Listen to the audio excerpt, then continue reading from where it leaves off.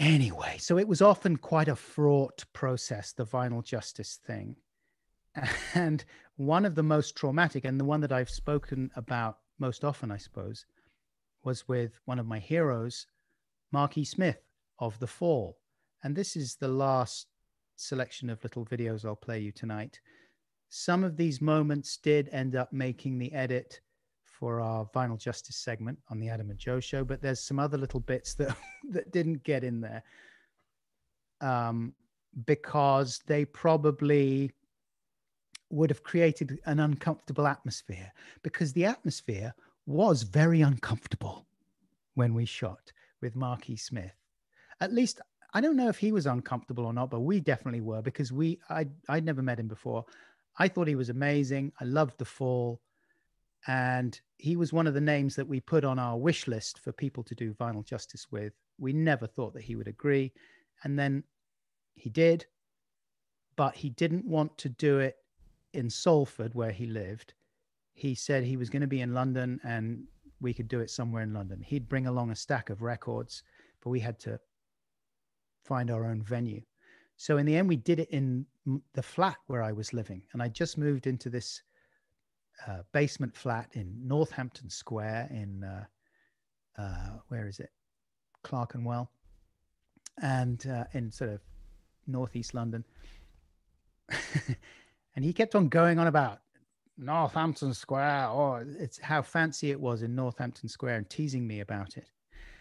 But the whole time it was really awkward because he wanted booze, and we'd been told that he loved booze. So we got in quite a bit of booze, and he drank it along with the guy who came along with him, who I think was either from the record company. I think he was from the label, maybe. Anyway, he came along and they got through quite a lot of the booze. And then got progressively more leery. And it was difficult to tell. I couldn't get a handle on, like, does he hate doing this? Is he angry with us? Does he think we're just dicks? Or is he having fun?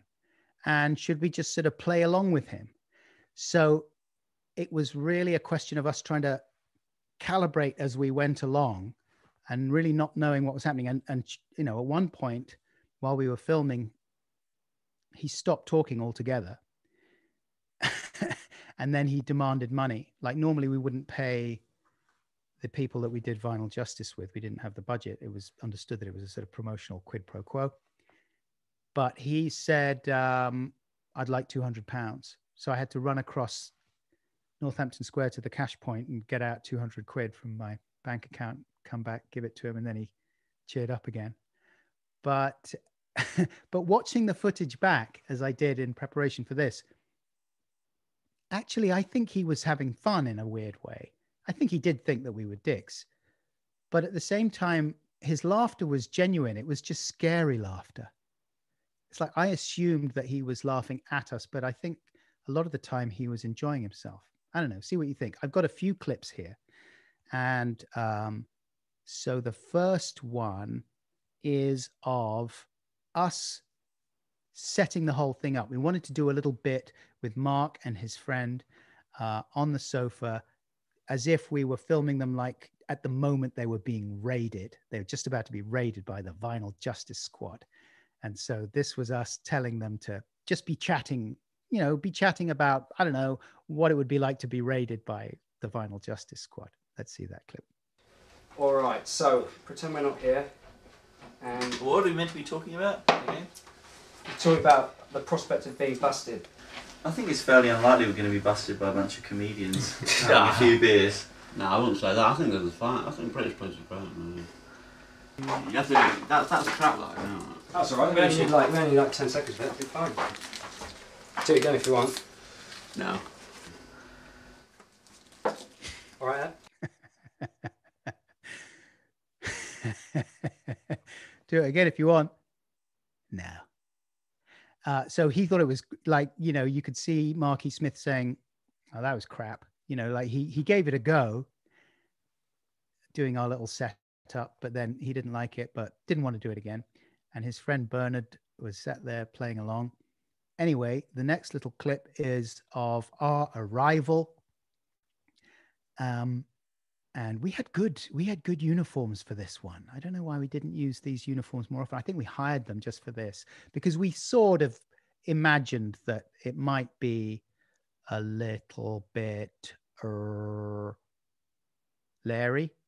And so we got riot police uniforms. Let's see our arrival.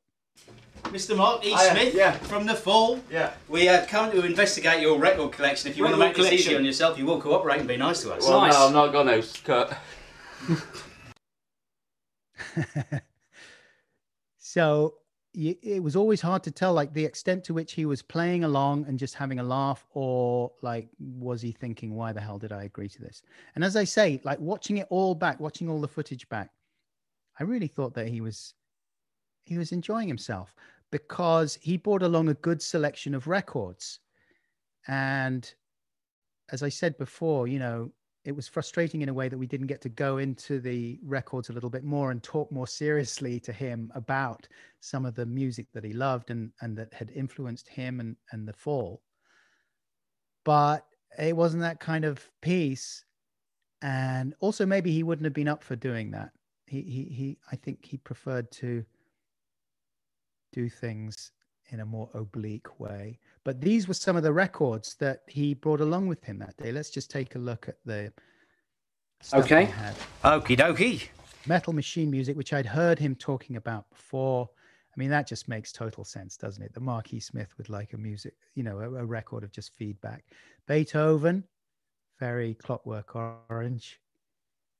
Johnny Cash. So I think Mark Smith loved his country music. Berlin Alexanderplatz. Is that a Fassbender movie? I think he loved that soundtrack. Everyone knows that he loves Can, of course. I didn't realize he was into his more modern electronica, but he obviously was. Ports of Canada. I don't know that. EP or LP. The Seeds. Yes, I think I knew he liked the Seeds. 60s psychedelicists. Nancy Sinatra and Lee Hazelwood, is that? And that was his 12-inch of Jan Hammer's Miami Vice theme, which was one of the ones that we ended up playing and dancing around to that made the final edit, I think. And I think that was the only one he thought was a little bit embarrassing. The rest of them he was quite happy with. But one of the first records that we picked out was a trucking record, a compilation of sort of trucking music. I guess that makes sense. He did that song Container Drivers, and that sort of long haul trucking aesthetic was in the Fall music a lot. Anyway, let's take a look at the diesel driving devil. Let's stick on this track. Nat, Stucky, Caffeine, Nicotine, and Benjamin. I don't like that one. I don't like the other one. I like the other one. I like the other one. Which one do you like? What? I get it. What? Whoa. But I don't understand what you... Come on. no, right. Well, New age music's coming. no. What? Diesel driver. That's the one we want, officer. Put that Four. on, for God's sake. Go away. I can't stay anymore. Big neon lights. Do you know the words to this, Mr. Smith? Say, dynamite. I prefer to just... That's very sweet, sir.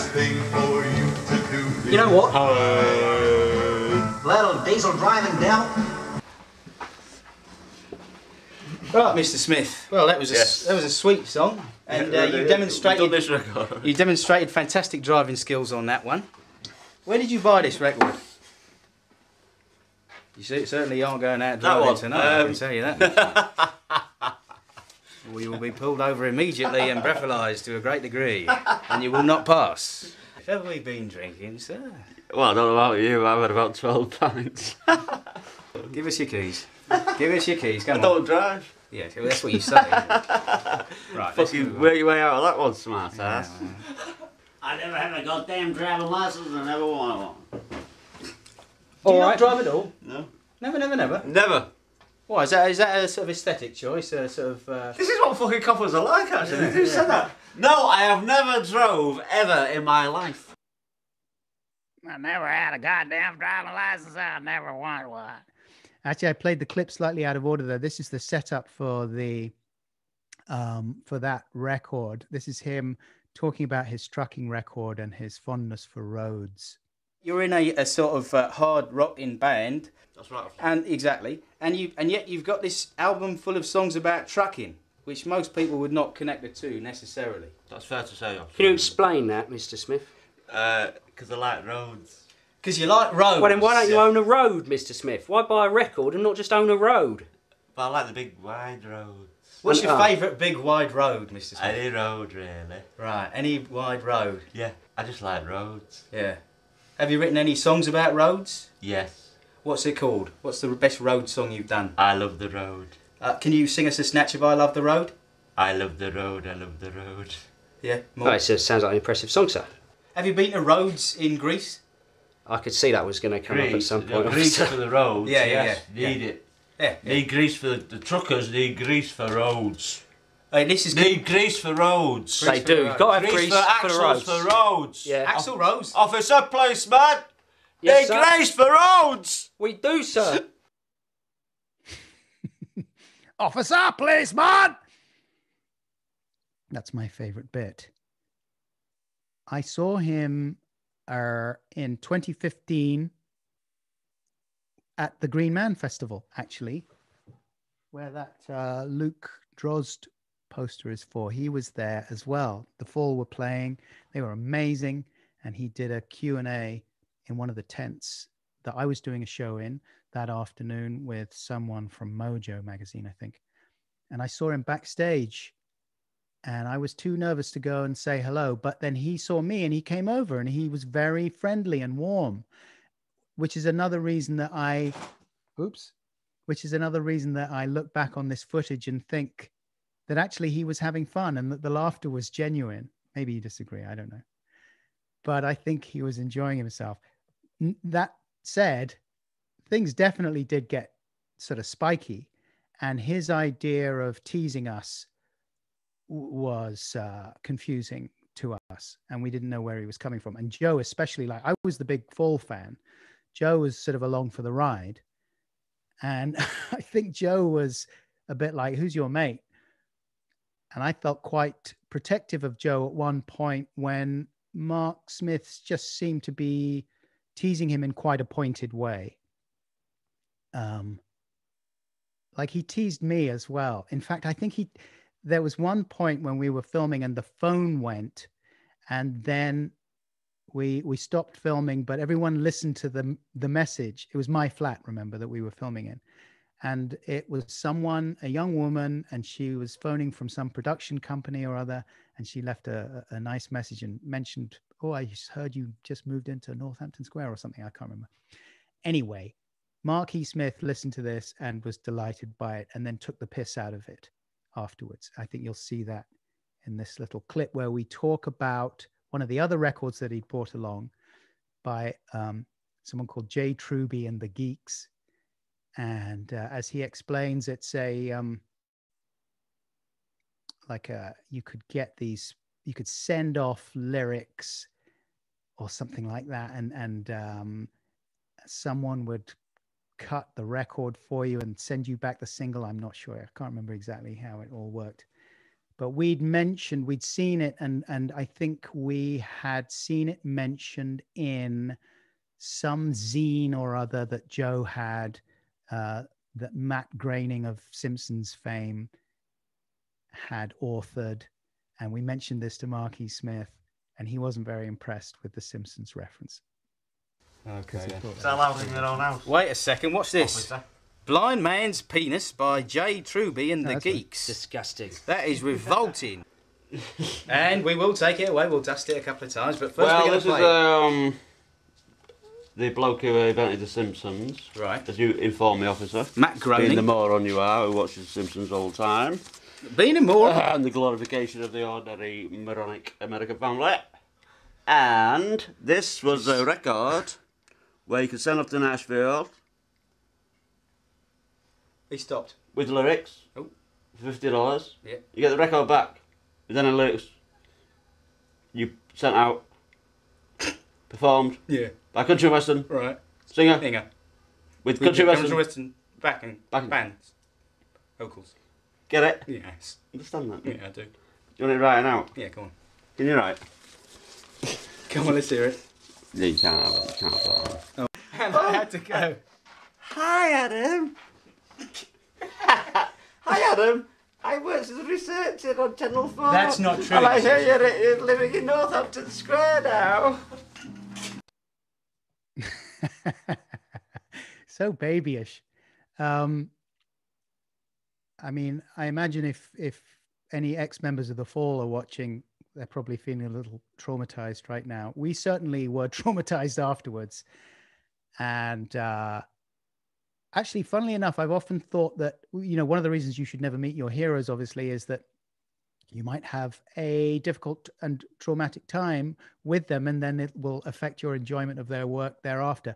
That was never the case with me and the Fall, even though, I mean, I liked Marquis Smith. I could see that he was obviously tricky. But even so, even after he was quite pointy with myself and Joe and demanded £200 cash from us, that never really reduced my enjoyment of the Fall's music at all. I think there was a kind of a weird warmth to him in a way. Anyway, I don't know. I only met him a couple of times. But here is one more clip. And I think this is... Oh, no. Okay, we got a couple more clips. This is when things start to get a little darker. As we were only there for an hour and a half or something, but he really drank quite a bit in that time. And this was when he was fairly well oiled and he found a plastic bag. Don't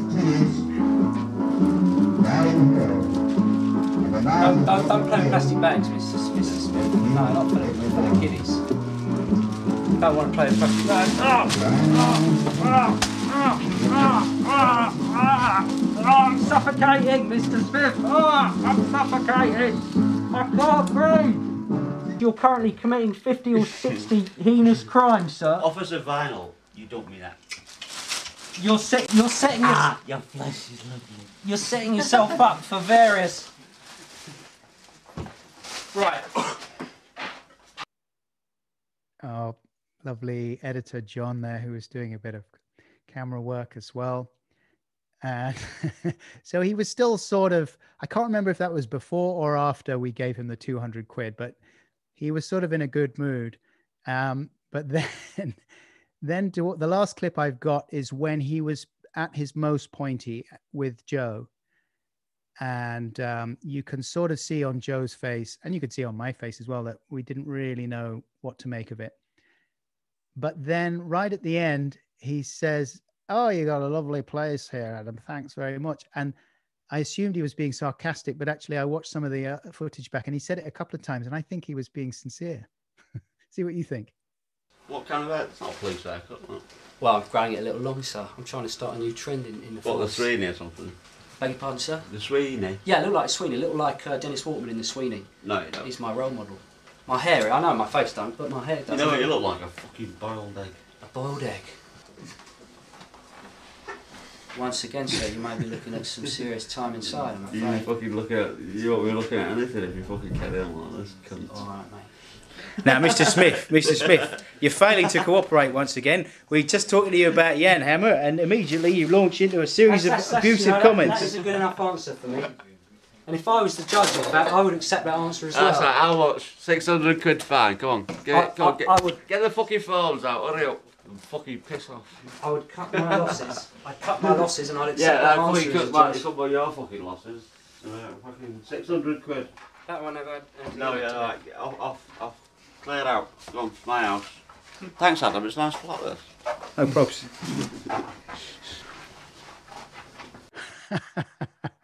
So he was, I think he'd had enough fun at that point. So he'd started to just push the camera away whenever we pointed it at him. So there you go. It was sort of fun. For a while, I was too traumatized to watch the footage back. And I remember John, who you saw there briefly, no longer with us, I'm sad to say. But he did a good job editing together the most fun parts to make a, up-tempo segment on the Adam and Joe show. but I never could face going back and watching the rushes myself, because I felt like he didn't, I felt like we'd embarrassed ourselves. But actually watching it back, I think he had fun. And as I say, you know, he was very friendly the next time I saw him. So now watching it back is a happy experience for me. Rest his soul.